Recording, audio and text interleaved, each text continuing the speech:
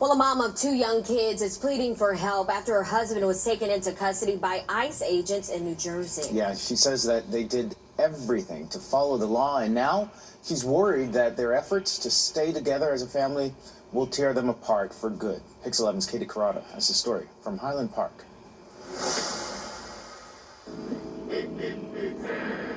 For safety reasons, we're concealing Carolyn's face and changing her name, but her story is painfully real. She and her children came to the United States less than 3 weeks ago, seeking asylum from abuse and unsafe living conditions in Colombia. Her husband had been in Florida as a refugee since 2023.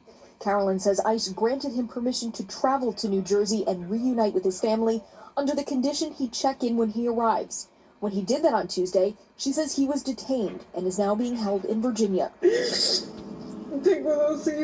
Carolyn says her daughter understands what's going on and is terrified. She, too, fears he will be deported, despite trying to come to the U.S. legally without any criminal history. This one is particularly cruel because there's no way that this man is a deportation priority. Reverend Seth Copperdale is trying to help Carolyn and her family. He's the CEO of the refugee resettlement organization Interfaith Rise, based in Highland Park. This is the first time we've had a situation where someone's come as a legal refugee, and actually their arrival sped up the deportation of the person they loved. ICE has classified the detentions as targeted enforcement operations done in the interest of national security and public safety. The agency says its first priority is arresting the worst offenders. Reverend Copperdale is doing everything he can to reunite Carolyn's family and support them while they're apart. We'll be with people through the thick. Reverend Copperdale is doing everything he can to reunite Carolyn's family and support them while they're apart. Security and public safety. The agency says its first priority is arresting the worst offenders.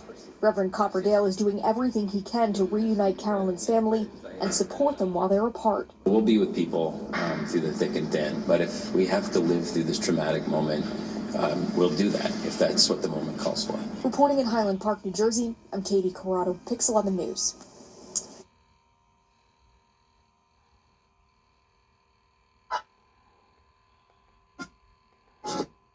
We start young, we get them classroom. She was well behaved, but unfortunately it didn't quite turn out like that. Yourself, like fully believing yourself. In Yonkers, Greg Mocker, Pix 11 News. And we'll be right back.